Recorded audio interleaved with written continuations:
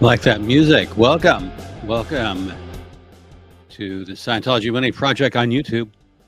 We are part of the extended network of SPTV channels, now 203 strong and going. Welcome to the show. Your host, Jeffrey Augustine. And Sean, thanks. Patrick's my mod. Yeah, I was running just a little bit late. I was just running a little bit late. And you know how that goes. So thanks for hanging around. Hey, Clearwater Chad, glad to see you here in the chat. And I gotta turn on that music's playing in the background. That StreamYard music. So got a lot to cover today. You know, I have just had a blast, but let's see who's in the chat, because I always like to give a shout out. My mod is Patrick. Clearwater Chad. Yeah, I always like watching your work. You know, it's been exciting. You know, I have been busy. Thank you, Denise. Yeah, I have been really busy. And I got to tell you something. I've been creating content for a long time. And it's nice to watch so many new content creators that it's easy to get into the YouTube habit of like watching content and not creating it. So it's been a good break for me. And I'm also covering on Monday, a criminal trial starts. Yanti Michael Green. You might ask who he is. Well, let me tell you, Yanti Michael Green is a former New York City police detective turned private investigator who worked for the Church of Scientology. He was the one who when he was spying on Leah Remini and Jennifer Lopez in New York, texted to his associates that word is that they want to kill her, meaning Scientology wanted to kill Leah Remini. That's actually in the document, because Yanni Michael Green is accused of essaying a woman who was incapacitated in a car, and he filmed the event. If you go to dirtycopsandpis.com, my other blog, you'll see my coverage of Yanni Michael Green. And this is a Scientology adjacent story, but and it featured Dan Ribicoff, who was a former celebrity polygrapher who actually ran the agency. He was on the Steve Wilkos show, and he got canned for this. So that starts Monday, Long Island, New York. And Tuesday begins the criminal trial, long-awaited felony criminal trial of Scientologist David Gentili and his co-defendant, Jeffrey Schneider. David Gentili has been accused of several crimes related to a $1.7 billion Ponzi scheme called GPB Capital Holdings. In New York City, it's a private equity firm, $1.8 billion. And I got to tell you, the last minute, one reason I've been busy, folks, and is, oh, hi, hello, best big sister I ever had. Hello to you from Indiana. You know, Augustine, if you Google it, and I've done a lot of genealogy, there are a lot of Augustines in Indiana, and I have some kin there. I remember growing up with that song, Indiana Wants Me, but I Can't Go Back There No More. It's a 60s song about a guy that the state of Indiana wants him. So anyway, this criminal trial of GPB Capital, 17,000 investors were defrauded. And so that's going to start. That's going to start on Tuesday. And I've been watching the last minute flurry. And oh, hi, Cassie Isaac. Hey there. How are you doing from Jacksonville, Jayville, Florida? Jacksonville, it's hot down there. I talked to one of my colleagues in Jacksonville, Florida. It's hot down in Florida. It's hot. And thanks for being here. Sandy, welcome. Thank you. I have missed doing content, but like I said, because I'm jumping all over the place. Psych on the Rocks. I love that you're looking up in the. I love Psych on the Rocks. Her avatar, because you look like you're being a victim of electroshock, as Scientology portrays it, with the eyes rolled up in the head. It's like, are you being zapped? Did the psychs get you? Can we help you? Can we help you? Cassie asked, hot a lot. 106. Xenu on a pogo stick. 106 in Florida. Oh, I am so sorry. I have been, I'm stream of consciousness, so I jump around, and so I'm watching this guy's video on YouTube. Like I said, I've been indulging in the YouTube habit, taking a break, and the Florida condo market is, I guess, imploding because the expense of insurance and then repairs on some of the older condos to prevent another collapse. So anyway, 106 is hotter than a month. I've been in Death Valley in 120, so I'm a desert rat.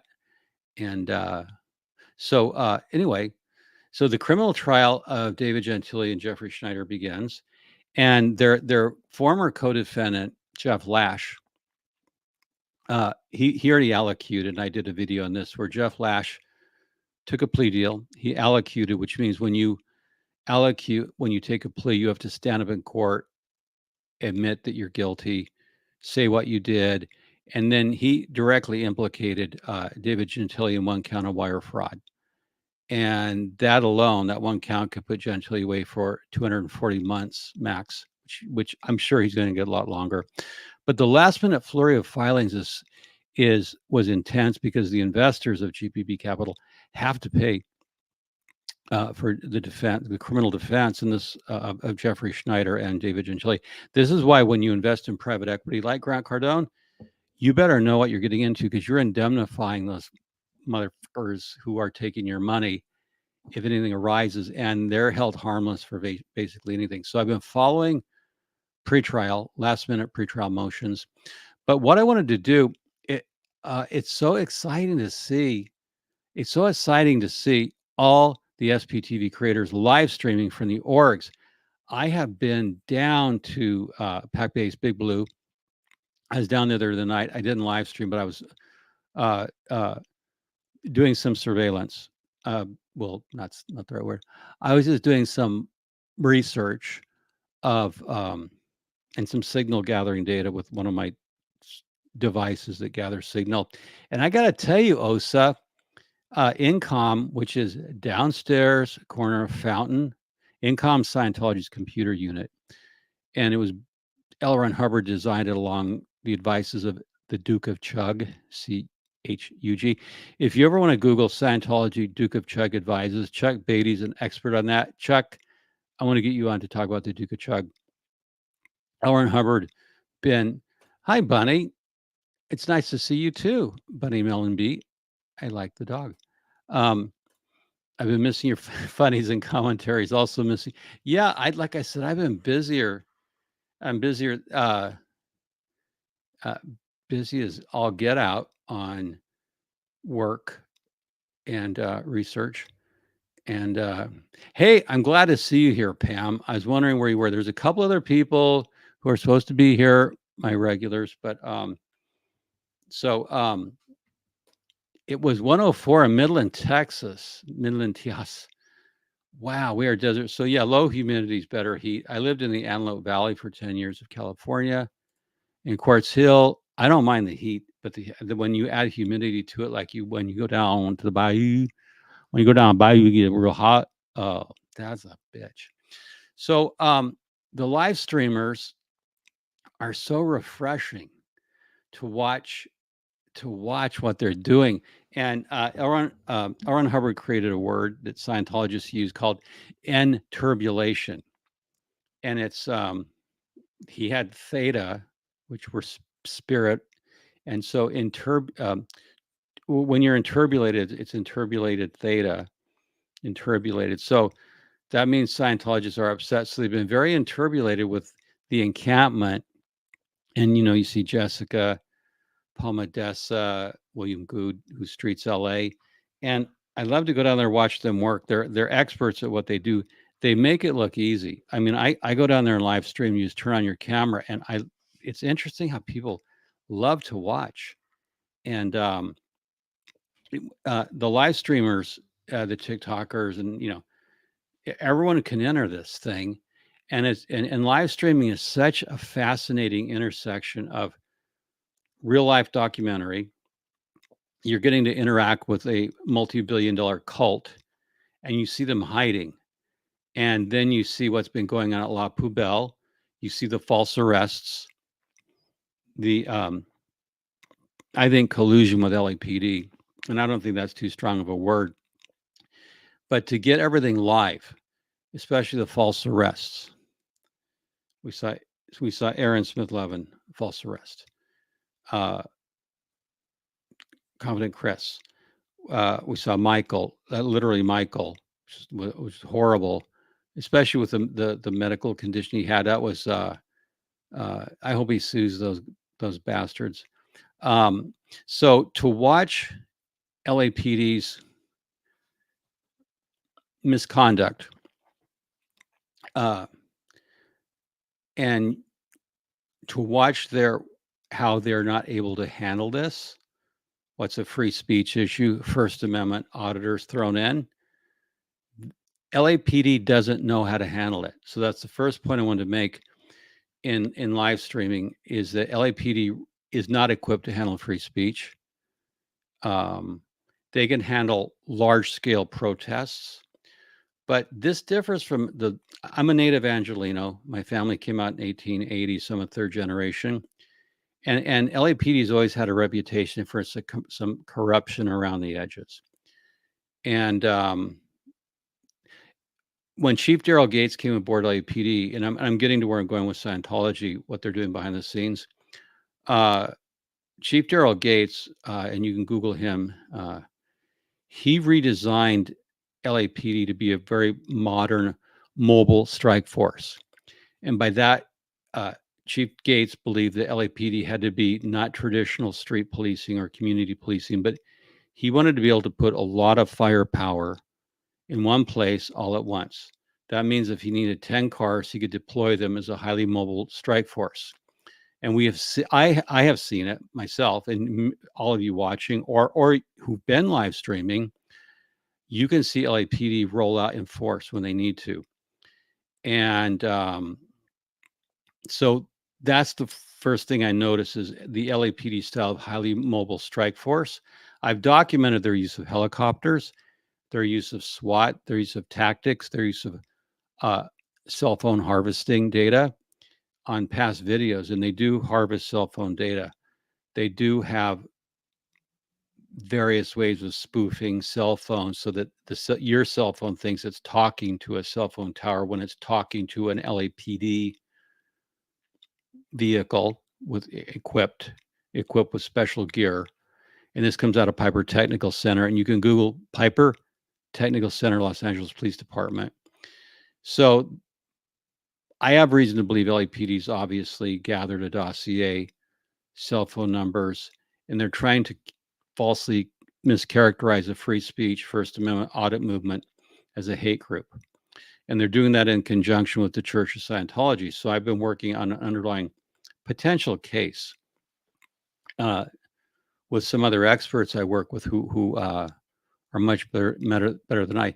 Carrie, 01. It sounds like Michael will be suing based on his video with Aaron and Sir Crepitus the other day. Too right, he should sue. Yes, he was. I like the work Sir Crepitus is doing. The context of former law enforcement, pulling the go, Sir Crepitus. Sir Crepitus, both outstanding when we get out former law enforcement. Back in anonymous days, we had a former CIA officer talking, and I'm looking for his tapes. He was an Eastern European, really smart.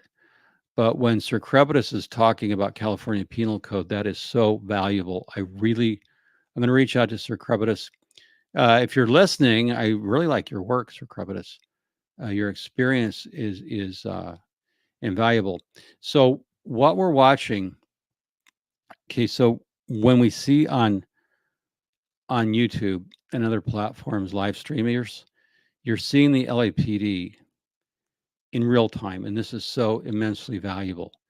This is so immensely valuable that, the other night I was there. I wasn't live streaming, but I was looking at, I went to the encampment, and they weren't cooking. I was hoping to get a taco. So, anyway, I was photographing, looking at the new security cameras. I wanted to look at the new layout. I was doing a lot of forensic work to just look at different things, measure signal frequencies and things. And the encampment was amazing to see what they were doing right at Big Blue. So I have been watching that, documenting it, studying it, because it is a phenomenon that academics will write about, and they're all probably already writing about it. I expect to see papers this summer coming out. And if you're an academic, the Scientology paid apologists, the paid cult apologists, like Donald Westbrook, I don't expect to see Scientology's paid cult apologists out documenting this stuff. They're just going to say it's haters and bigots, and that's what Scientology does. So, Jan Sliger, thank God we have only one side. Yeah, the doctors, book smart does not make money smart. That is so correct. You are so correct. And it was listening. I caught that. That was a great video to hear two retired law enforcement officers talking. And so the sum of all things happening, Scientology doesn't know what to do. What I've been studying, because I've been studying Scientology a long time, is what like the rank and file Scientologists are doing, and that's some of what I want to talk to. Because obviously they've made them go underground in the tunnel. Down at PAC bases, everyone knows there's subterranean levels, and there's tunnels you can go under the street from Advanced Organization LA, AOLA, over to the buildings on the west side and the east side. So you can cross under L. Ron Hubbard Way, but they've locked it up. They fortified it. It was interesting many years ago during the Anonymous era when they were protesting at Scientology's gold base in San Jacinto, California. Jeff Stone, a local politician, tried to get that portion of the highway closed, and they can't. And it's impossible for Scientology, Church of the cult, to get L. Ron Hubbard Way closed. It's a public street. They can't close it. So they're going to have to, they've been resorting to tactics of street closures for events. My prediction is they're going to try to get L. Ron Hubbard Way permanently closed, citing religious privilege. Now, there's some privately owned homes, a few remaining, I believe, and I have the number. I'm not going to disclose it, but there's a few remaining properties. If they can get their hands on and own the entire street, they can try to get it L. Ron Hubbard Way permanently sealed off. My prediction is Scientology will attempt to do this in the next 90 to 180 days. There's going to be pushback, but they're going to try to seal off L. Ron Hubbard Way on both sides. I don't think they will succeed because Kaiser Permanente, a major hospital, a major HMO, has a facility there. And that L. Ron Hubbard Way, it used to be called Berendo, is needed for emergency traffic, police, fire, utility, etc. So I think they're going to make a move nevertheless, because something doesn't make sense or the community needs it, Scientology doesn't care. I think they're going to try to railroad this through. So I've been watching, and I encourage you to do what I call dumpster diving, and that's going onto Scientology websites. You want to go onto Scientology websites. And I'm going to show you, we're going to go onto some Scientology websites today. And let me get those, because I'm going to show you what the rank and file have available to them. And, oh my gosh. Look at this. Oh, that's the wrong thing. Someone's posting comments. I have to get just give me a minute, folks. Okay. No, that's not what I wanted. I'm gonna go to Scientology TV. We're gonna do some Scientology TV watching briefly here to just kind of show you. So I'm sorry, I thought I had this queued up. I try to do all my pre-show work and then I get busy. So let me get this up. Just give me a minute. Chat amongst yourselves. Topic: what if Hitler would win World War II? I was watching those things on on I watch those things on YouTube, like what if Hitler had won World War II, and yeah, what if Scientology took over the world? I'd like to see some YouTube videos on that. What would happen? So all these YouTube videos, there's several that imagine what would happen if Hitler had won the war, and the Japanese military had won. What would happen? What would happen? So I want to watch a. What would happen? Okay, so now we're going to go. So I'm going to start my formal presentation. Hi, Julie. Glad that he's. Hello, Holly. Holly, I got your email about building a shorter version of how to fill out a form 13909. It's a project I will do. I'll do a short 10-minute. I did get your emails, and I thought I replied. I'm not sure if I did. If I didn't, I apologize. And yeah, yeah, LAPD can spoof your phone. No, it's legal. LAPD can do it. And I did a video, and I may do it in a different form. I may, if I can get Sir Crepitus on, because there are devices. And being a PI, I read what spy gear's out there, what's legal, what's not legal, what's going on, what's on the dark web. And yeah, there's a device that spoofs a cell phone tower and then can get your cell phone information. They can't get, like, they won't go into your phone to get files and numbers, but they can get your cell phone ID, and if they can get a photograph of you, that's how you build a database. And that went on during the January 6th insurrection. They were doing a lot of mapping of every cell phone. At any large scale event, you can bet they're going to have these devices that can spoof phones, and you're just going to collect all the data you can, meaning law enforcement, and you're going to get all the signals intelligence you can, and then you sort it out later. And when you can correlate it to someone who's broken the law, you can place them there at that scene at that time. So my belief, based on good information, is LAPD is using this technology. And like I said, I mentioned it on a previous podcast. And I think maybe what I'd like to do is maybe go on with Sir Crepitus. I have some people I work with who won't go on. They're not public. So, we're going to do a couple things. So I think what's going on is sinister, possibly illegal. And Scientology, if they've hired the operators who I think they've hired, I have reason to believe they've hired, Scientology is doing this for itself. And that's one reason behind the scenes, there's some people working signals intelligence, including retired military signals intelligence people, trying to gather forensic data. And the reason I'm making this public is to just let Church of Scientology, OSA, know that there's people gathering signals intelligence. And this gets more sophisticated. And what part of the dark web do they use?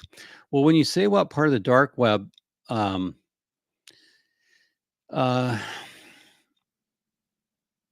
not going on there to buy drugs. They're going on there to buy information. So I'll answer by way of general needs to not to give away. They're going on there to buy information that they have no right to legally have or possess. So my belief, again, is that, based on pretty good information, is that there's identity theft going on the dark web. And that's all I will say. And I'm well informed on it. A lot of people are a lot smarter than me who have retired military. Now they're forensic experts. I'm just telling OSA, you don't know who's watching you. You have no idea. You think there's a lot of old people. You have no idea of how fucking expert some of these people are out there who are watching you. And I'm talking about fucking world experts watching you, gathering signals intelligence legally. So we're mapping you, and this is part of open source intelligence community, OSINT. You can Google that, open source intelligence.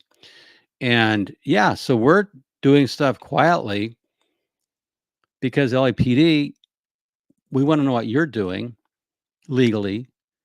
And it's easy. You can go on, having been a sales engineer, you can go on and you can go get the specs of LAPD's Motorola radios, because when they go out for bid, there's a sole source bid justification. There's a preference for the Motorola handheld walkie-talkie, the motor. So it's easy to map an LAPD car, all the frequencies it transmits, because it's within a restricted band, and that's easy to get publicly. We know the handhelds they use. We know the cars they use with the car radios. All that's known, and that's public information. And then Scientology pack base has emissions, as does goal base.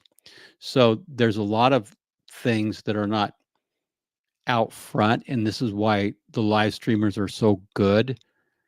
And if you think, and I can just talk about this plainly, I mean, Scientology will be trying to go after the live streamers, not realizing some people in the background may be carrying specialized equipment who don't appear to be protesting. Well, they're there collecting data, because it works both ways, Scientology. And there's people that are a lot smarter than you at this particular enterprise. So I want to go to I'm going to go to my slides. So that's some context. Is there's live streaming is sort of a cover for people who have an interest in identifying what Scientology is up to electronically and making some inferences in a model that could become evidentiary in the future. Because I was using my signal scanner to get a baseline reference of a quiet L. Ron Hubbard way. And then I could predict, just when my scanner lit up like a Christmas tree, all the frequencies when the LAPD was going to show up. And then I had absolute knew, and then they would show up. So that electronic surveillance as part of the open source intelligence community, and a much larger, more sophisticated scale is going on with Ukrainian war bloggers who I follow every day. Are fascinating to watch what the Ukrainians are doing with drones. I'm not taking a political position. I'm just making a technical observation. And I did work in tech for 30 years. What the Ukrainian war bloggers are doing with drones and their small boats, how they've torn up the Black Sea fleet of the Russians. There's very low cost, effective ways, if you have the right experts and the right equipment, to gather data.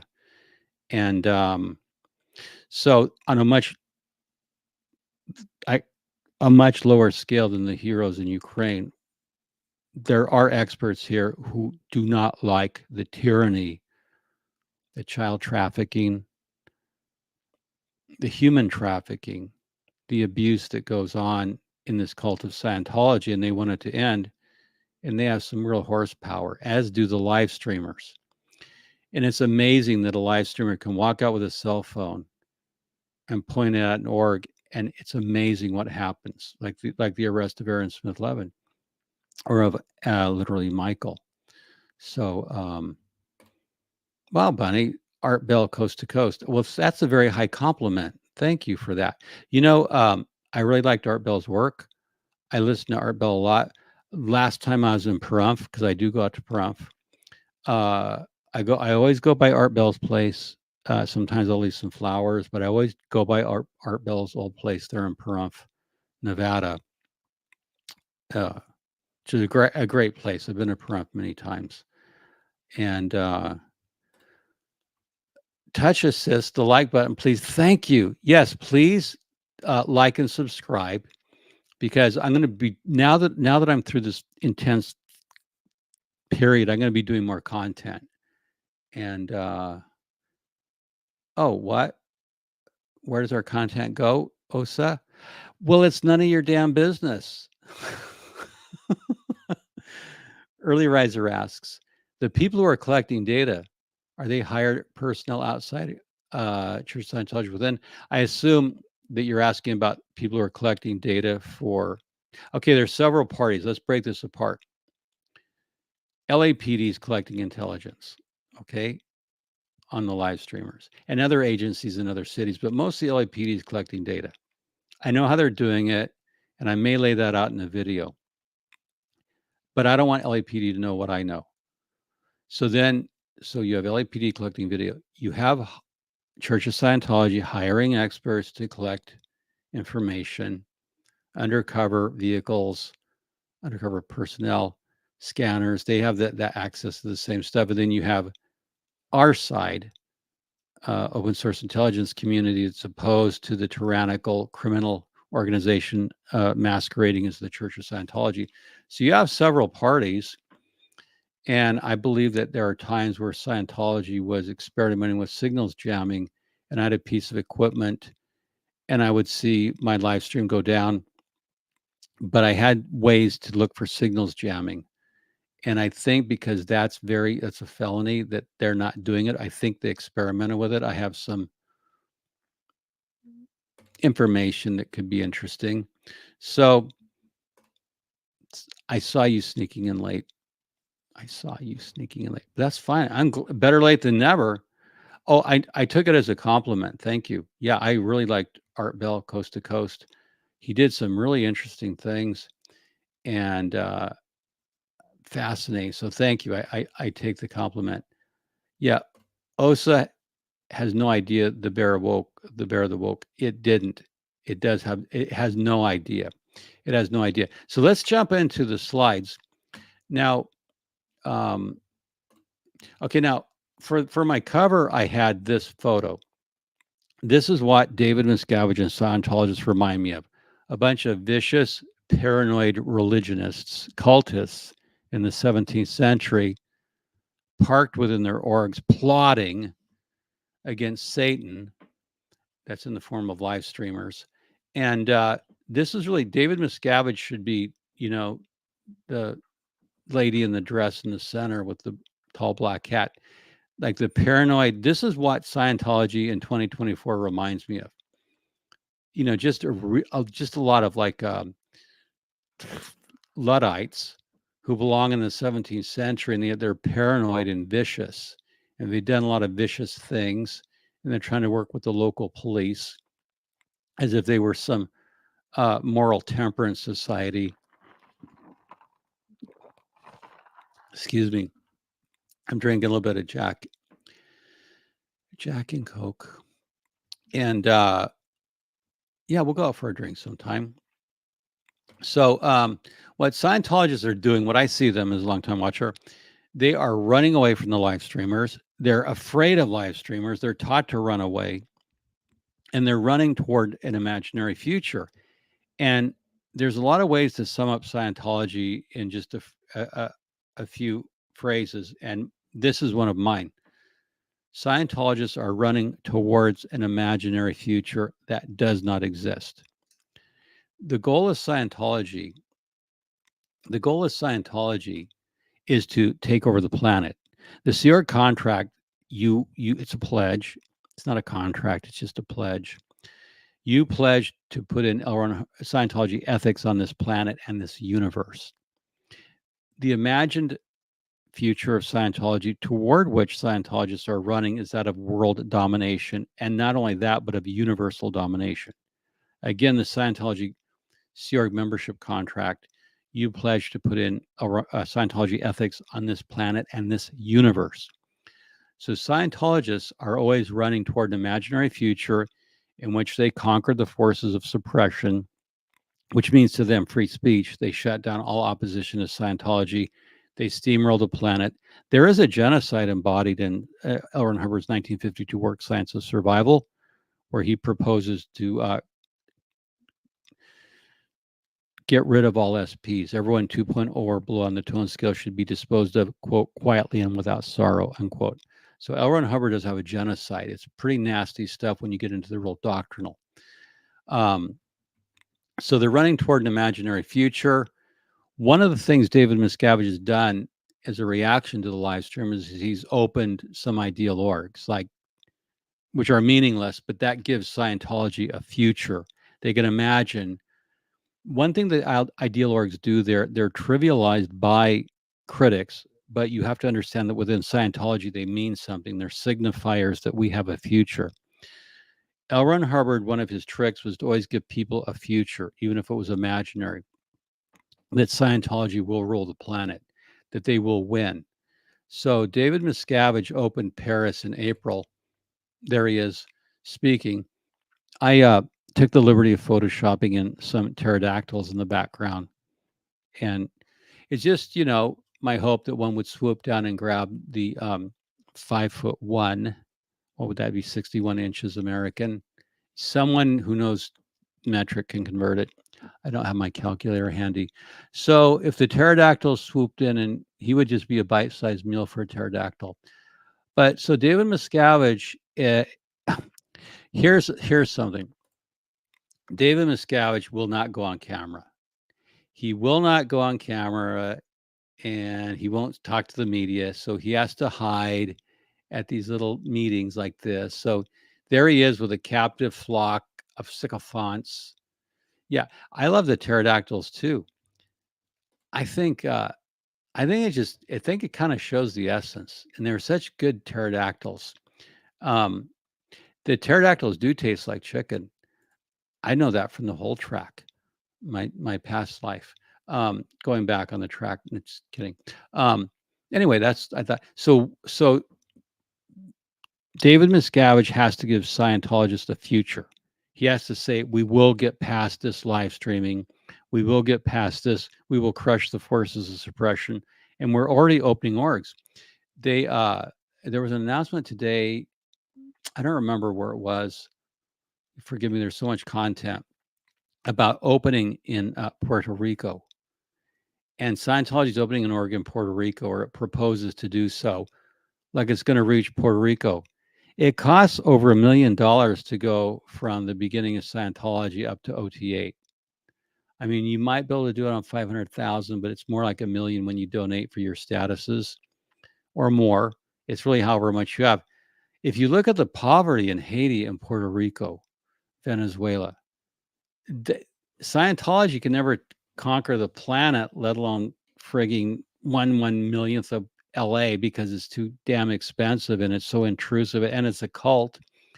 And if you look at the bell curve of humanity, there's only a very small, if you look at the bell curve, you got to go way to one end. And like, there's a lot of people that will join the Jehovah's Witnesses because it's not expensive. Fewer that will join Mormonism. They don't like to be called Mormons, but Mormons, Latter-day Saints. Fewer because you have to donate 10%. And then when you get down to the ultra cult level, because I view cults, Scientology cult, well, I view cults as on a spectrum. And that's my next video, probably, is cults on a spectrum, because I don't have like cult, non-cult. I have like cults are a spectrum. So if you look at the bell curve as you go down, number of people who will join a cult, well, it depends on the expense. Jehovah's Witnesses are fairly inexpensive to join, but you have to put in the hours of work on the streets, distributing literature, knocking on doors, to talk to them about Jehovah's Theocratic Kingdom. People who will join LDS are usually born into it. They have to pay 10%. I really love watching ex-Mormon on YouTube. The ex-Mormon community is phenomenal. And I hope to have an interview soon with someone who's written an amazing book about the Book of Mormon.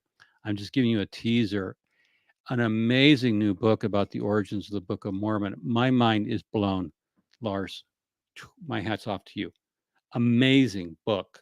I'm not finished with it. I'm like reading this new book that's out that I'm going to be interviewing the author.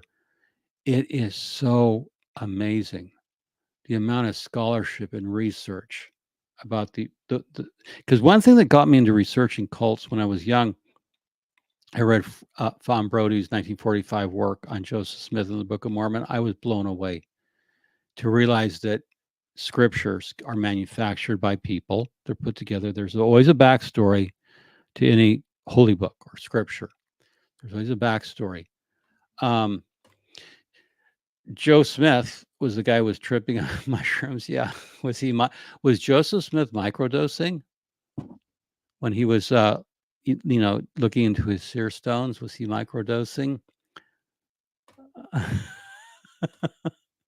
Jordan and McKay are two of my fave ex-Mormons. Yes. And shout out to the president, the top guy in Mormonism, the chief prophet, seer, and revelator, Brother Nelson, is turning 100 years old.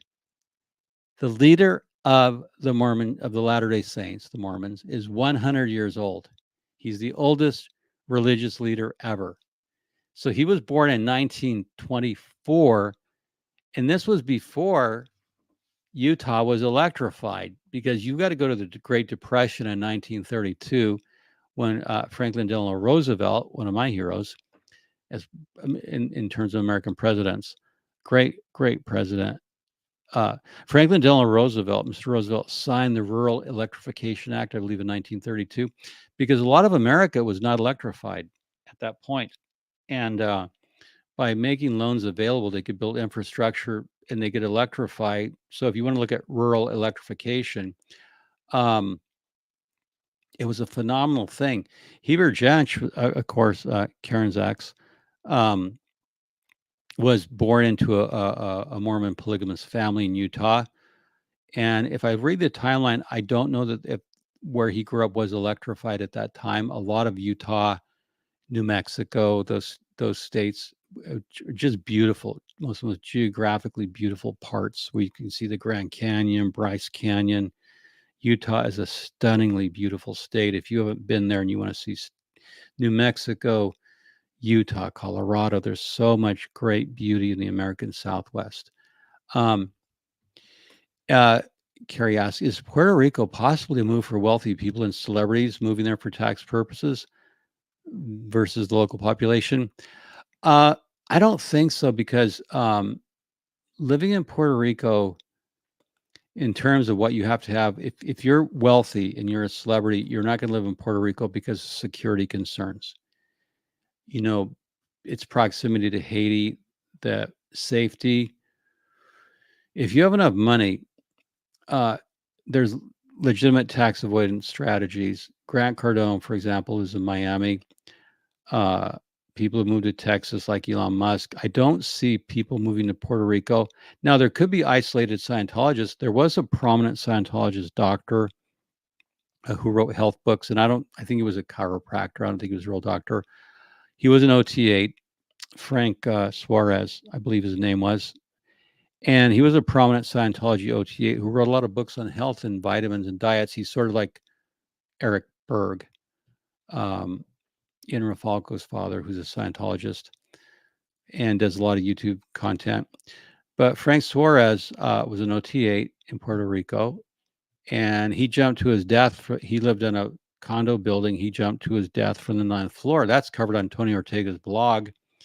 So if you were wealthy, I think, you would have a place maybe in Cayman Islands. Oh, by the way, I've been covering, watching Aaron Smith's video with Landmark Forum. I want to do a video on that. I'm going to reach out to the Landmark Forum people. I was involved in EST, and at the Newport Beach Area Center, I knew Werner's brother. I met his sister Joan, and I have a lot of stuff from the EST period before Landmark, before Werner sold it. So that's just a note I want to make, because on some of these, like I said, I'm streaming of consciousness. We all have to be. I think Eric Berg lost his YouTube channel. Really? It may have been temporary. He lost his channel? Wow, I wonder why. Vitamin deficiency? Not enough CalMag, Dr. Berg? The Paul brothers have, and I believe in many others, are buying up land and cause of massive. Oh yeah, that's a thing. Yeah. So let's go back to Scientologists in hiding. So David Miscavage, just like Aaron Hubbard, is giving them a future, and they believe that by having all these orgs, they're sowing the seeds of the future. So the idea is, if you build it, they will come. Except that doesn't happen, So he's opened to Paris and some other orgs. And this is they're not going to, they open it, they staff it up, and then nothing happens. It's dead on arrival. The ideal orgs are dead on arrival, just like Scientology TV. And then here is something I pulled off Facebook today. They have me blocked on Facebook, but fortunately I have other accounts. And Scientology's always gotten mad at me for having sock puppets. And I don't give a shit. You guys have a million sock puppets. So don't give me that OSA. You guys have so many fake accounts. At I gotta just tell you this. One thing OSA has always criticized me for is that I have sock puppet accounts. Well, yeah, that's how you gather intelligence, freaking morons. But Scientology has a lot more than me. And someday I hope someone from OSA like blows and just admits to everything they're doing. So anyway, by the way, someone prominent blocked me on Twitter, and I think that's a disgrace. And you know who I'm talking to, that's disgraceful. You could have picked up the phone and called me and said, I don't agree with you. Blocking, that's shameful. That's really shameful, and that's all on you, and that says more about you than me. That says everything about you. I'm entitled to freedom of speech. If you're critical of me, pick up the goddamn phone and give me a call. Blocking? No. That really disappointed me. And you don't know what's going on. You're asynchronous with culture. I'm sorry, and that's a different conversation. So yeah, there's been a lot going on even in the community, but that thing, no, that was uncalled for. When a phone call, uh, you know, phone call would have been better. And I do like what the live streamers are doing, and it doesn't. Well, I'll just leave it at that. If I get on a rant, so Scientologists have been doing all these events, and they've been, of course, grabbing, police officers, military. They're trying to hide behind. Scientology has always been very adept at stealing. Now, I want to go on camera for this. Scientology has always been very adept at stealing potent symbols. That's why they steal the Christian cross. They make theirs 8-point, but it is the Christian cross to subliminally suggest we are Christian or Judeo-Christian. They steal military officers to have their photographs taken with, not just in the US, but all over Colombia, anywhere they operate. They steal military. And I think it's a disgrace. So they are now trying to suggest this is a Sea Org member, you can tell by the hat, but they're trying to suggest that this is somehow, it looks like United States naval flag. They're trying to suggest that they actually care about the veterans. When L. Ron Hubbard had 20 plus fake medals in World War II, and he's guilty of stolen valor. So this is what Scientologists are doing. While the live streamers are going on, the Scientologists are telling themselves, we're celebrating patriotism. We're opening ideal orgs. We're expanding on the planet. Scientology TV, what's it going to take to better the world? Well, for Scientology to lose tax exemption, that's what it's going to take to help better the world. I'll begin there. But they're going out on Scientology TV. And then there's also always a regression back to L. Ron Hubbard and his life story. I found this while looking online. Death's Deputy by L. Ron Hubbard, first edition. You can buy this. Isn't that a cool cover? That's like 1948. I don't know when the cover was made, but it's pretty modern for its time. If this were a 1948 cover, pretty great looking piece of art, whoever designed that. I won't be reading it. And, yeah, RS. Yeah. Yep. Also unnecessary. And I'm sure we will mend fences someday. Somebody. Yeah. Yeah. Several people have. And it sends the wrong signal when you have friends, who can get shit done. I can get shit done. All of us can. What you do when you disagree with someone is you respect their right to have a different opinion. And if you're bothered, you pick up the phone. I have a phone. That other person has a phone.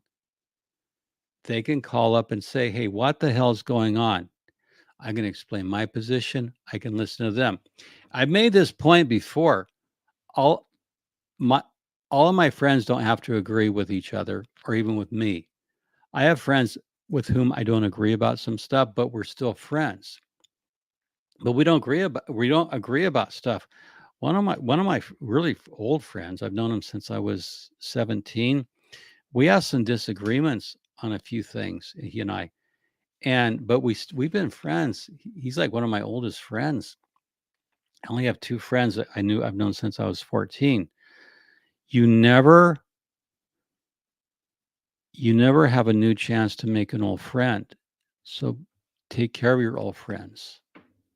And friends are important, you know? So anyway, let's go back to what Scientologists are doing. While live streaming are going on, they're pushing Hubbard's old fiction works, From Death to the Stars. I put this on because it's a pretty interesting cover. So L. Ron Hubbard, right before this, these are like 1947, 1948 era books, where L. Ron Hubbard was paid royalties on books. So rather than typing pulp at a dime, or I'm sorry, a penny a word, L. Ron Hubbard learned that the real money came from royalties, and that's why, at the core, Scientology is all about the author must be paid royalties. So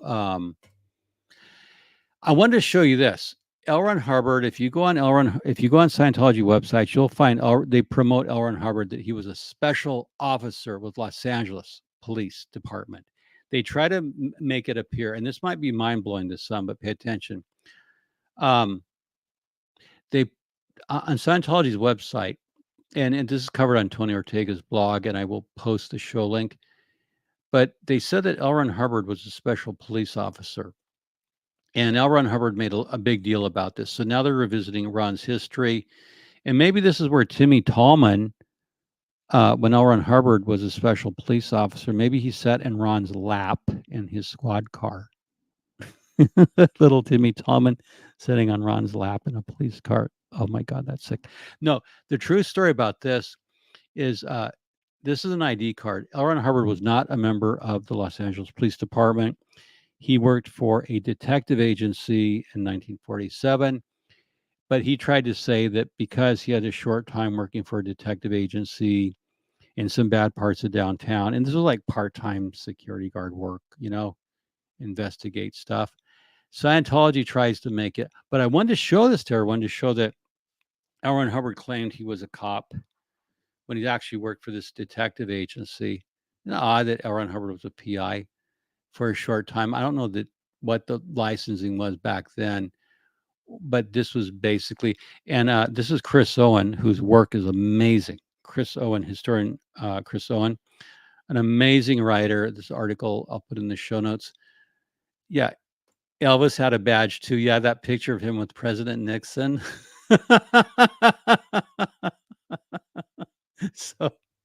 so they're going back through. So when Scientologists are in trouble, they'll go back to they'll go into the future. We're opening orgs, but then they'll also go into L. Ron Hubbard's life. Oops, my camera fell. I'm sorry, folks. I've got to go. Hold on a minute. Just give me a minute. I'm going to reposition my camera. It seems we've had an accident. I pulled. I was getting a book out, and let me see. Am I in focus? Oh, that's why. You know what happened is I had a book ready to show y'all, and there you can see my research library. Oh man, the tripod she broke. Well, that's unprofessional. Well, you know what? We can go on. We can go on just fine. Just let me reposition here. Wow. I don't know what happened. I had this tripod. You can see some of the artwork I keep. Well, that's not going to work. Hold on. This is really funny. I've never had this happen before. I have a good tripod. Yeah. Yeah, I have to get a new tripod. This one I was using, and it's been a pretty good tripod, but I'll buy another one. I'll just order one off of the Amazon machine. I'm sorry, I'm a little bit crooked. I had a book ready I wanted to show you, and some materials I wanted to show you. So if the room is slightly askew, pretend that you're at Knott's Berry Farm, where they have that house, that little place where the rooms are all askew. Brandana, my tripod. Order a new one on Amazon now that's better. Tripod tag fail. You got that. Guilty as charged. Scott James, guilty as charged. Yeah, we can get by. The beauty of YouTube is if it's you know, if it kind of gets like sloppy sometimes, BT's flinging off too much. What the heck? I am so embarrassed. But because this is YouTube, there's so much forgiveness. And it's all Brendana's fault. Brendana, oh, I'm not East Stewart Mills right now. So yeah, Brendana has to bring the duct tape, my faithful assistant. And I can use another Jack and Coke, maybe post show. BTs. This is what I love about the community. It's so funny. I should blame it on BT. There were BTs that did it. There was a mark. Okay, folks, here's the official version we're going to release. Agent Augustine attacked by Marcaps who knocked his tripod askew during a live stream to keep him from disseminating information on signals intelligence data. Blame it on the Marcaps. I always liked them. Okay, so we're back. So L. Ron Hubbard claimed to be a special police officer, and this is part of what they're doing. They're going to on Scientology TV. They're going to do this. Now, this is a crack up. Okay, let's just read these first two paragraphs. Read along with me, congregants. In 1947 and 1948, Mr. Hubbard served as a special police officer with the LA Police Department. No, he did not. He had an ID card that LAPD issued to private dicks, which gave him the opportunity to study the criminal mind. Bullshit. From the start, Mr. Hubbard had seen the effects of criminal behavior from the top and from the bottom up. Yeah, because he got arrested in 47 for writing bad checks in San Luis Obispo. Fucking morons. After we begin the second paragraph. After witnessing the execution of a prisoner, no, he never witnessed the execution of a prisoner. But anyway, let's just indulge their friggin' made up BS. After witnessing the execution of a prisoner, he realized that killing a man was not justice, but merely a type of revenge. Yeah, okay. So he didn't. L. Ron Hubbard did not witness the execution of a prisoner. But they make up this shit. See, this is what's Scientology. This is bullshit. It's bullshit. It's bullshit. Then it's bullshit. Now, Hubbard did not witness the execution of a prisoner and the killing a man. We go into the death penalty, which is a different issue. I'm not going to get into. It said, okay, so it was not a solution, executing a prisoner, nor did locking a person away for life solve the problem. This is the Danny Masterson thing. I want you to see this. We're on that second paragraph. Nor did locking a person away for life solve the problems of the world. In his own words, all one learns in a cage is that he has indeed become an animal. Danny Masterson is in 30 years of life because he is an animal. He's a monster. He's a rapist. This shows that L. Ron Hubbard, his ethics system doesn't believe in putting people in prison. What translated that really means is we don't want Scientologists to go to prison, but we don't care about anyone else. So they're beginning to, internally in the church, they're beginning to fall back on their past. They're running toward an imaginary future, but they're also trying to buttress their past. And it's like in that Stephen King movie where all these, I forget the name, but you know where all the little monsters come and eat time, and they're right behind you as time disappears. The Time Eaters, is that the name of it? So anyway, like a tripod, please violently knock over that like button. Thank you, Patrick. Violently. So the RPF will fix them. Brendana, bring in some people to fix this. So this is what they're going to. So while we're watching live stream on YouTube happen in real life, Scientologists are doing this. And so they're looking at church PR.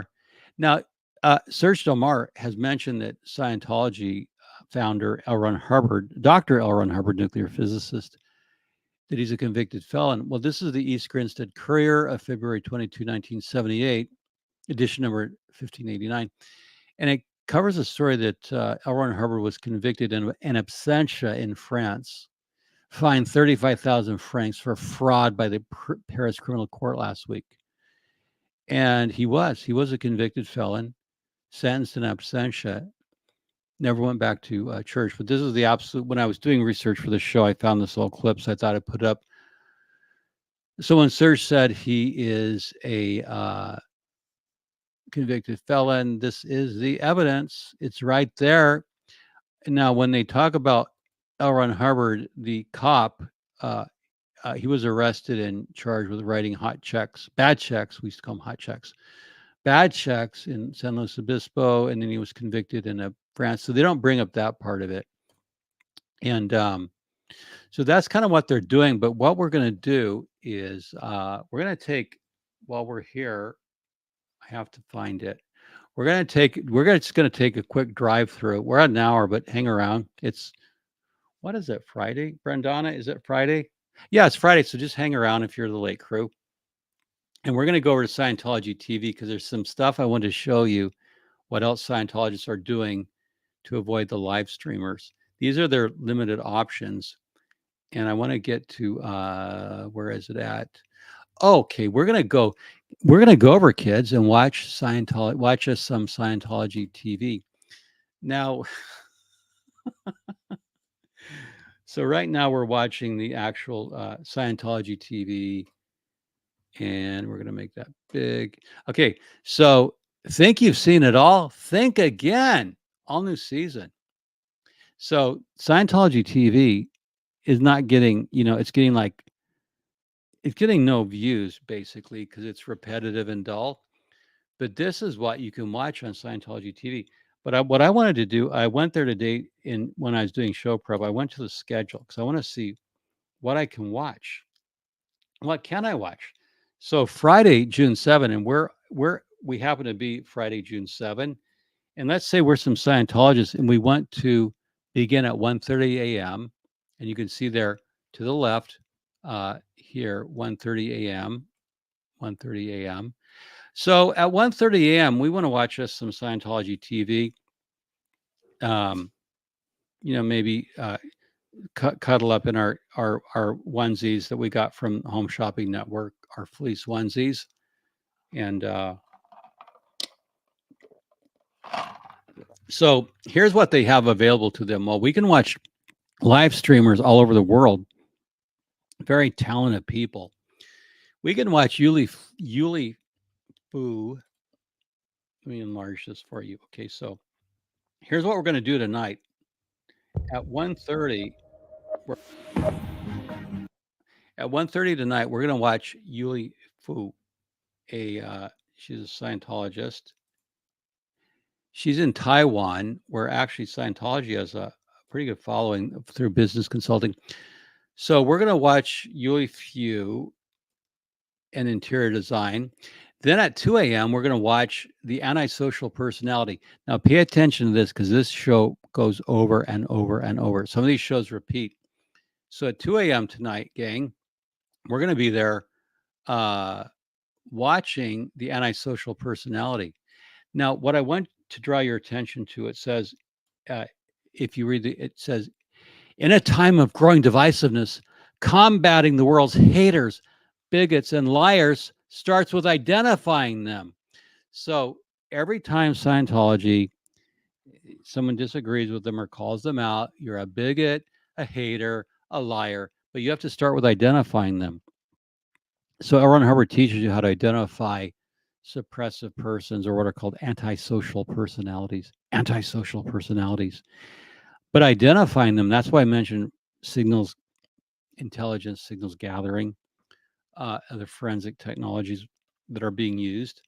Yeah, we're going to identify the Scientos and what they're doing electronically. Okay, so this film presents L. Ron Hubbard's resounding treatise on the destructive nature of the antisocial personality and the critical importance of the social personality in safeguarding society. Yeah, you can't safeguard anything except your own money. Now at 2:30 a.m., we're going to watch From Horse Racer to Film Production Accountant. So this series they have called I'm a Scientologist. They go into the lives of everyday Scientologists, and there's a horse racer and a film production accountant. That's riveting work. Yeah, riveting work. Yes, Cookie. I'm Cookie. No kidding. This is like I can hardly wait to 1:30 so I can start my 24 hours of Scientology viewing, and this just gets. Uh, Brandana, where did my mouse go? I've lost control. I use a trackball mouse, so sometimes I can't use the regular mouse. Now, at 3 a.m., we're going to see Nicole Krillin. She has a nationwide campaign across Canada on human rights, which is a BS. Given now, see, there's a picture of her with a cop, and they do this all the time. Pictures of cops with Scientologists, and that's to create the impression that law enforcement endorses Scientology. I'd like to know who that cop is in Canada, what his ties are. Is he like Canada's Timmy Tallman, dirty cop connected to Scientology? I like what Aaron's done is identifying that fact that Jim Meskimen's mother, Marilyn Ross, who played on Happy Days, paid Timmy Tallman scholarship. So I want to see what this cop's doing. So some of you guys up there in Canada, which is, I understand, part of upstate New York. I'm not good at geography, but I think Canada is part of upstate New York. So maybe you could look into this video. Voices for Humanity. So at 3:30 a.m., we get to watch Bridge Publications and how they print all the exciting Scientology literature, CD-ROMs, which they're still using in 2024, all the books, everything. We get to take and that publishing factory, I think, was opened in 2005, if memory serves. So we're going to go inside a 20-year-old factory to watch them publish cult literature. Oh my God, get out the no-dos and lots of it. Wow. Yeah, that copy. He has more hair than Timmy. Yeah, Timmy Tallman. Hey, look, there's nothing wrong with being bald. Just Timmy. Yeah. So maybe he's related. Maybe he's Timmy Tallman's Canadian cousin, Murray, Officer Murray. So we're gonna watch Bridge Publications, and okay, so now after a riveting like hour of Bridge Publications and how they make CD-ROMs in 2024, at 4:30 a.m. we're gonna watch Destination Scientology, Johannesburg. That's where Joy Villa is stationed. Last I know, she was down there. I think on staff in Johannesburg. Of course, they're not going to mention that L. Ron Hubbard was thrown out of Johannesburg in 1966. The government told him to get the fuck out. L. Ron Hubbard went down to Johannesburg, went to South Africa, Rhodesia, and he got thrown out by Prime Minister Ian Smith for being a dickwad. They're not going to mention how L. Ron Hubbard got thrown out of South Africa. L. Ron Hubbard went down to Rhodesia to try to burrow his way into the government like a parasite, an earworm, if you will, and to make a safe place for Scientology where he wouldn't be arrested and thrown in prison like he was in France. Now at 5:00, Dalmar Cesar, how I get that? I forgive my pronunciation. He is a hot air balloon pilot whose passion has inspired others to take to the sky. So we get to watch that for a half hour. Then Destination Scientology, we go to San Diego to see what they're doing down there in San Diego, which is nothing. Then at 6 a.m., if we're still awake and haven't went into a coma, Jesus, his teeth were beyond freaking vomit. Yeah, his teeth were pretty bad. I have a thing on my Scientology Humanity project where they photoshopped his teeth so he had a set of white choppers. Okay, so at 6 a.m., if we haven't passed into a coma, we're going to watch an introduction to Dianetics. Isn't that exciting? At 6:30 a.m., more Meet a Scientologist, from fine artist to master gardener. Master gardener. Okay. L. Ron Hubbard grew tomatoes in St. Hill in the greenhouse. So I don't know. But again, notice at 7 a.m., a repeat of L. Ron Hubbard on the antisocial personality. They want to know who all you antisocial mofos are and how to identify you. One way to identify an SP, according to Scientologists, is if they're outside an org live streaming with a camera, I would say. Now we get Jen Nickerson at 7:30. She's bringing a new approach to education, which means Scientology literacy, which is garbage like word clearing. Like, you know, Noah Webster invented the dictionary in the 18th century, I believe, to look up words. And so Scientology acts like using a dictionary is. Here's a point I want to make while I'm ranting as an older guy, because I can rant. I'm at that age where I get to rant. That's one of the beauties of getting older, is I get to rant, and I get the senior discount at Denny's. When I pull in there, I meet some other PIs. We get the senior discount, and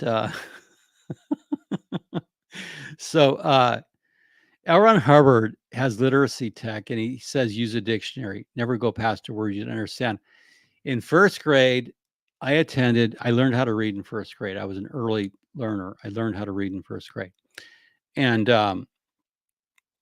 so the dictionary was a marvel to me because I could look up words I didn't know, and I could get pronunciation in second grade. And I've always loved dictionaries, but Scientology and L. Ron Hubbard act like they're the only ones in the world who know that you should look up words you don't understand in a dictionary.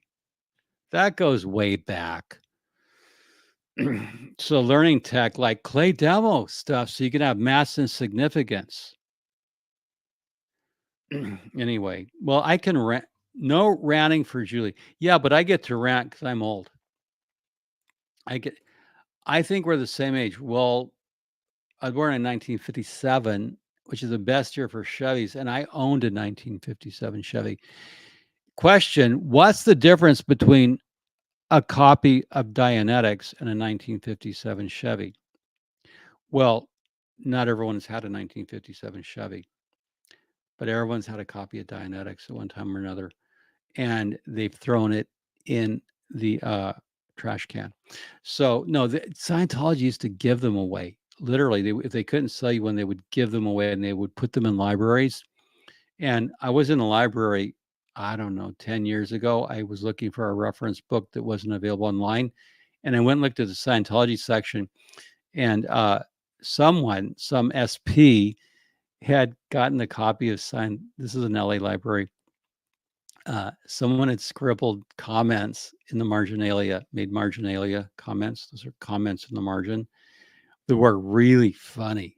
So whoever was at the LA library making really funny Marginalia comments in that copy of Dianetics, it was hilarious. And I wish I could get that.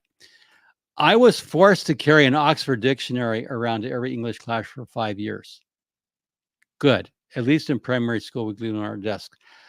I love the Oxford English Dictionary, especially the 12-volume set. I had one for many years. It was my prized possession to own the Oxford English Dictionary. Amazing. I'm 53.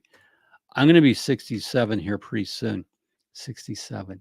And I still have my own teeth, and they're white and sparkling. Take that, L. Ron Hubbard. I have white, sparkling teeth that are nicotine free and healthy, and they're all my own. L. Ron Hubbard. That's something all of us with good teeth have on L. Ron Hubbard. He couldn't match my. Look at those pearly whites. I take very good care of my teeth. We all should. Yes, we should. Look at that. Okay, so we should, I guess maybe you could do a tooth inspection to see if someone's actually a Scientology agent. You say, smile for me. And if they're nicotine stained and filthy and vile, then they're either British or a Scientology undercover agent. Sorry, I just had to make the joke about British having bad teeth. Now, going back, so after we watch Jen Nickerson at 7:30 a.m., and this is what we're doing because we're not watching the live streamers. We're not allowed to, or we'll be declared SPs of course. So at 8 a.m., we get to watch Scientology in Brussels. Like The Church of Scientology helps residents of Brussels thrive in their community. How? At 8:30, we get to meet Serena Ramsey. She's a Brazilian-born dancer who is shaking up the world of belly dancing. Never heard of her. How is she shaking up the world of belly dancing?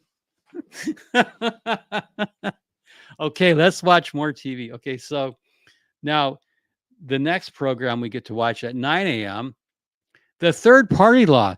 L. Ron Hubbard said whenever there's an argument between two people, there has to be a third party instigating it, which leads to my question. Okay, the third party law. L. Ron Hubbard said whenever two people are arguing, the third party is secretly instigating it. So if the live streamers are arguing with LAPD, who's instigating it? Scientology is. They're the third party. And they call it 3Ping in Scientology. When you're talking shit about somebody to somebody else, you're third partying them. So if Bob and Matilda up in Canada are arguing, it must be because Murray, the cop, is 3Ping, third partying Matilda to Bob and Bob to Matilda because he wants Matilda for his own. He wants Matilda to break up with Bob. That's kind of the thing. So, but we get to see this on Scientology TV. We see how the third party law works, the hidden element in every conflict, the third party law. That's some exciting TV. That goes from 9 to 9:30. Then we get to watch more about Scientologists, from magician to competitive swimmer. Wow. And then we get to go to London at 10 a.m. Marshall Falk, former NFL Hall of Famer. He's a Scientologist. He played in the NFL. Bob Adams, who I believe took Heber's place, or if he didn't, he's vice president. Bob Adams was former NFL as well. So Marshall Falk makes some money appearing at Scientology events, and we get to see him at 10:30 to 11 doing his Scientology propaganda. And then we get the Truth About Drugs film, and we learn about a comprehensive look into the true dangers of the most popular drugs told by former addicts. So they hired some people, and technically, if you've done LSD, you're an illegal pre-clear and you can't do any Scientology. In fact, a lot of drug use disqualifies you, as I understand it. But I know LSD, if you've done LSD, you're an illegal pre-clear. You can't join the Sea organization. And some people got out of joining the Sea Org. They testified because they said they did LSD.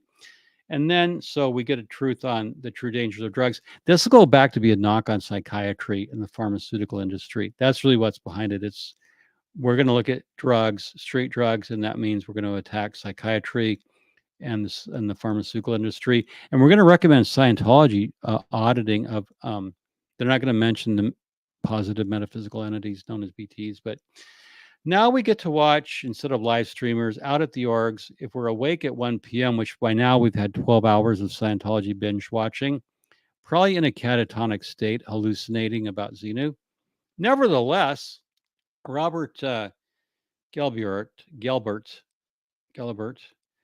will talk about his anti-drug campaign and how it's having a tremendous impact on reducing drug use in France. Yeah, let's see some statistics. Robert. And next up, we get to meet another Scientologist, Scott Cosentino. He's a world champion pizza maker. I'm going to Google that. Come on. World champion. Where's the world championship of pizza making? Come on. A world champion pizza maker? He's got a Goodfellas sign behind him. There's not like an Academy Award of pizza making. I mean, I love pizza. Don't get me wrong. But so we're going to show, basically, this is a guy who makes pizza and he's a Scientologist. And he's going to say how Scientology and the tech helped him make better pizza. I guess that's what it is like if you spend $1 million on Scientology, you'll make better pizza like Scott, and you could even become a world champion pizza maker, whatever that is. I love to watch YouTube cooking channels, on pizza, hamburgers, everything. I love watching those shows. How hard? Come on. Okay, so anyway, So then back at 2 p.m., guess what? We get to see the antisocial personality again. So they're cycling this like every 8 hours. I get the message from the programmers at Scientology TV that they want all Scientologists to watch over and over and over ad nauseum, uh, and then they cycle back through horse racer to film production accountant. Then Nicole Krillin comes on again. Then we get to watch yet again in our 13th hour Bridge Publications. Then we get to go to Orlando. Then there's a documentary, The Trouble with Wolves. These are like these non-Scientologists who can't get their work platformed anywhere else. They can't get to film festivals, so they go to Scientology TV. The Trouble with Wolves recounts the story of wolves being reintroduced into the wilds of Yellowstone. So these are these loser documentarians who can't get their film and they don't have budget, so Scientology TV allows them to go on. And at 6 p.m., The Way to Happiness, Common Sense for Life. It's like brush your teeth, whichever didn't. Yeah, no kidding. This is like, well, I'm taking you through it virtually. We don't have to watch it. Okay, so The Way to Happiness, which, yeah. And then we get to go back to Johannesburg. Then we get to meet Gianculli Scipione. He's a professional musician who overcame crippling stage fright with Dianetics. He overcame crippling stage fright. Well, there's other ways. You don't need to spend $1 million on Scientology. So this is a guy. Why don't they recruit him in the Drive Aces? So Scientology helped him overcome stage fright. Well, good, but there's a lot cheaper ways to do it. Then we get to go back to Nicole Krillin. I'm going to check her out. She's the guy with the Canadian cop. We'll call him Murray Tallman, Timmy Tallman's cousin. I wonder why they're pushing Nicole Krillin over and over and over. Then we're back to The Trouble with Wolves. Then we're back to The Way to Happiness. Then we're back to Johannesburg. Then we're back to Gianluca Scipione. Then we're back to Nicole Krillin and The Trouble with Wolves. So there you go. I've just taken you through like a day of watching Scientology TV that's boring and repetitive. That's it. So there's this future where David Miscavage is opening orgs. So you have a future. L. Ron Hubbard was a great humanitarian. Yeah, Murray Tallman, that's what he is. I want some of you guys out there to look into this cop. So go to Nicole Krellin's. We're going to look into see who this cop is. Maybe there's like a secret Scientology allied cops organization. Oh yeah, Italian namas are great pizza makers. Yes, they are. You don't need Scientology to know how to make pizza. I don't think it helps. So, but that's what's happening. So our side is live streaming, watching actual police misconduct, police brutality, documenting it, very incriminating. And Scientology is pretending like it's not going on. And so you get David Miscavige there, and he's presiding over this whole thing. So at the top, what he's doing is he's been served in the case. He's trying, he's working on, he has all of his legal problems, and they're trying to take your attention off that. But it is interesting. That's I just wanted to get that up for you. If you want to get a screenshot, I'll give you a moment of the East Grinstead Courier. So basically, while all the live streaming is happening in the 203 plus SPTV channels,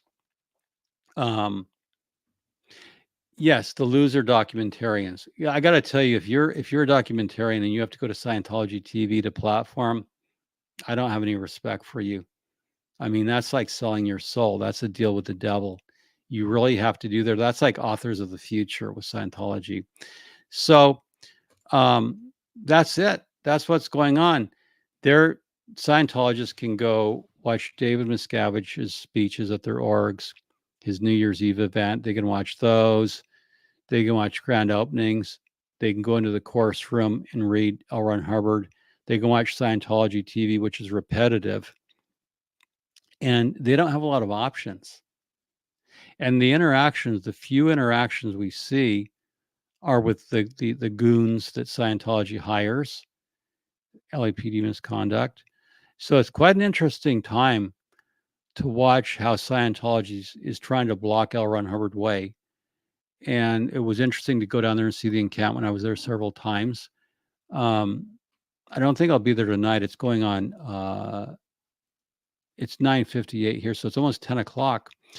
But I can tell you one thing: I'm not going to be watching Scientology TV. But I did take you through the guide to show you that if you have insomnia, you could tune on, maybe watch some of these content creators on Scientology TV. God, how dull that would be. And the thing that makes it so horrible, is once you watch Scientology TV, you just go to the next day. So Saturday, June 8th, tomorrow, you just go in for the schedule. So just real quickly, and by way of ending. So tomorrow, after we've watched Scientology TV and we've been binge watched, no, Brianna, it's true. I've lost respect for that person. Yeah, I don't like being blocked. No, lost respect, but it's fixable. It's always cool. People. I like everyone, and if my friends don't like each other, that's their business and not mine. I can like people who don't like each other. Well, Brendana, yeah, I mean, it's just like, yeah, I know that. Like your friend Julie's mom, you don't like her, but you like Julie. But Julie's mom is really like, she wants to be a new housewife or something. Yeah. Okay. So if we want to go on tomorrow at 12 a.m. on Saturday, we can watch, guess what? Way to Happiness, Johannesburg, Gianluca Scipione, Nicole Krillin with Murray Tallman, horse racer. And see how this repeats? Aaron Hubbard's My Philosophy. And then we see Vasu Jajnik Seshia combating the culture of drug use in India, right? And Dan and Ari Agami. I guess these are they related to Moses Agami? I don't know. So Mary Shuttleworth, she's does the literacy and the human rights for kids. She's a propagandist. Eduardo Sabillan in Honduras, he's working to restore moral values and creating a safer country. Way to Happiness, Liana, helping young African orphans. Yeah, so she's helping African orphans. Story of Human Rights, which Scientology doesn't know anything about except how to destroy them by human trafficking. Then we go back to Orlando, then back to Dianetics. We get to see Ian Espinoza, Gloria. And so you can just see the trouble with wolves, common sense. And that's it. And Nicole, I don't know why they're promoting Nicole Krillin. Let's do an episode on her. To get this much playtime on Scientology TV, she either paid for it or they're using her in a campaign in Canada.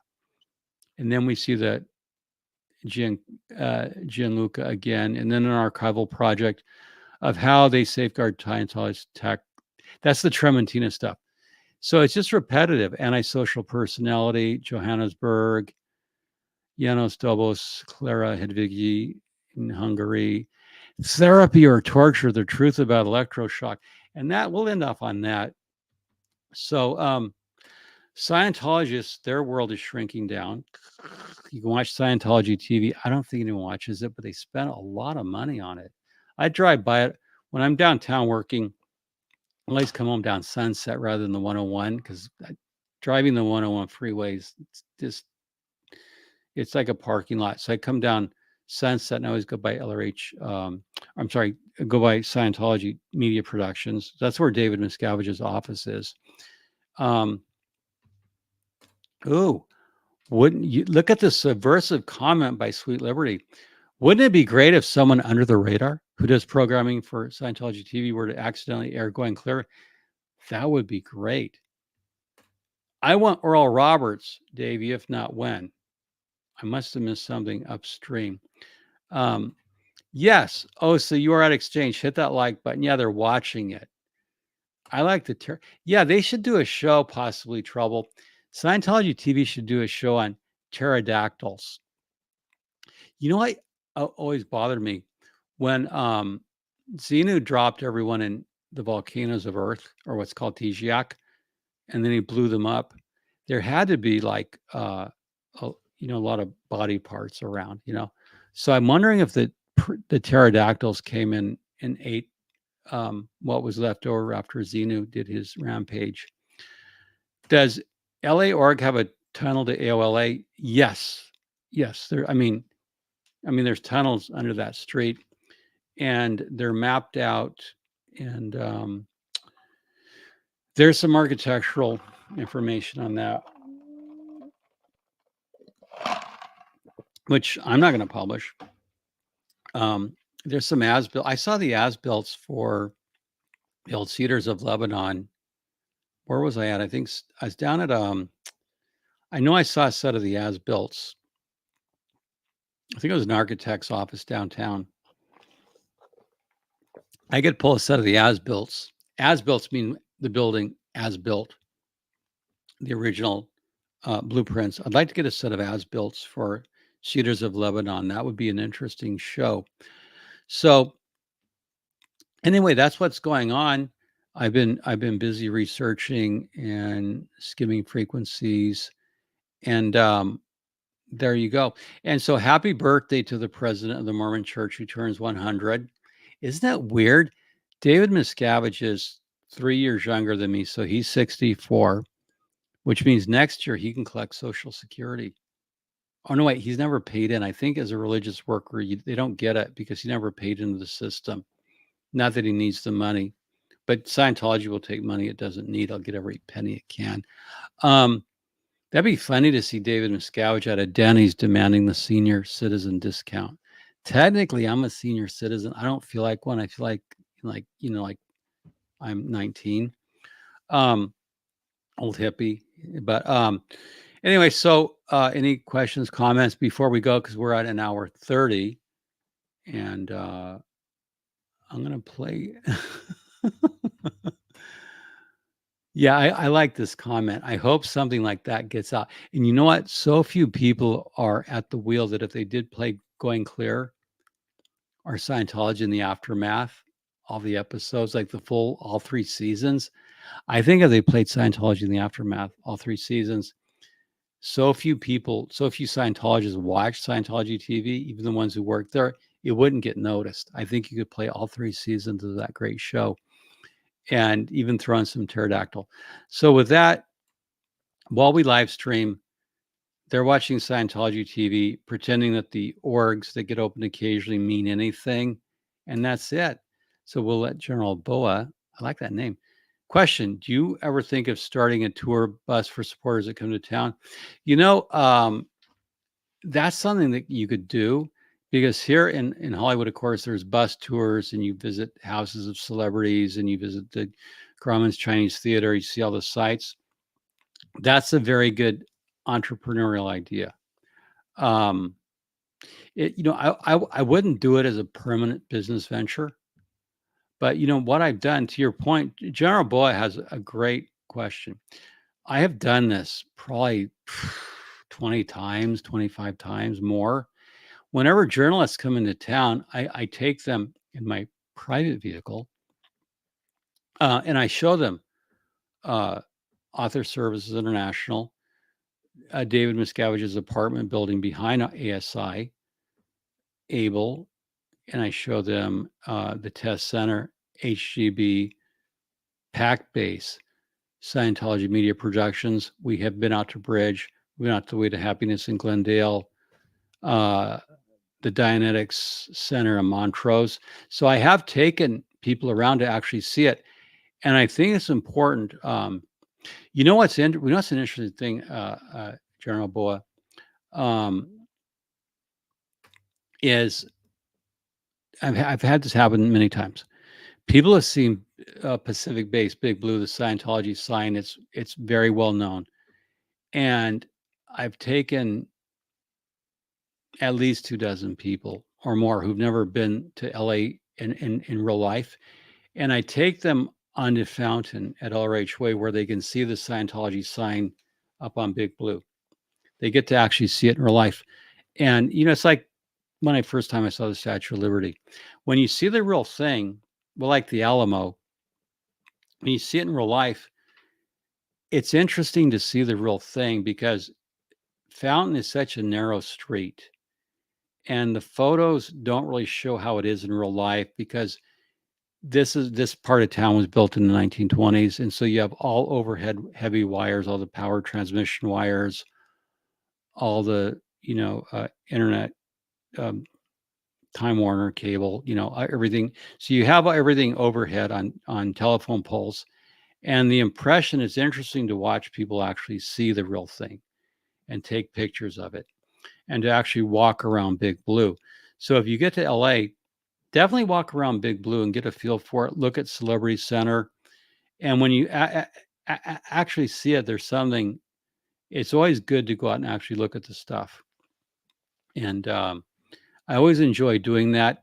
Yeah, you at the helm, meaning me, talking to supporters on your loudspeaker while the yeah. Somebody once wanted to rent when you go to Vegas, they have these sign trucks and they have the big LED on each side of the truck. It's a flatbed truck and they have the signs advertising for the casinos or the shows. Somebody wanted to rent an LED truck and just circle around Hubbard Way, Catalina, Fountain, Sunset, and just circle around.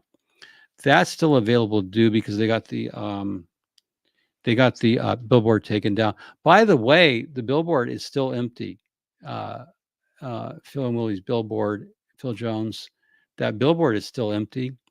So the company, I forget the name of the company, but you're not making any money off it. It's empty. I don't know if Scientology bought it to keep it empty, but that sign is still empty. So anyway, there's a lot of possibilities to do. And I think a tour of Scientology facilities would be good. It would be good to offer once a week if somebody wanted to fund for it. I wouldn't be available because I'm contracted other places doing other stuff with interesting people.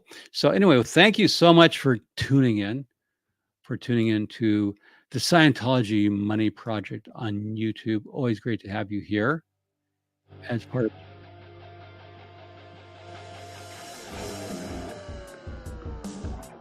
You suck. We have it going on here. So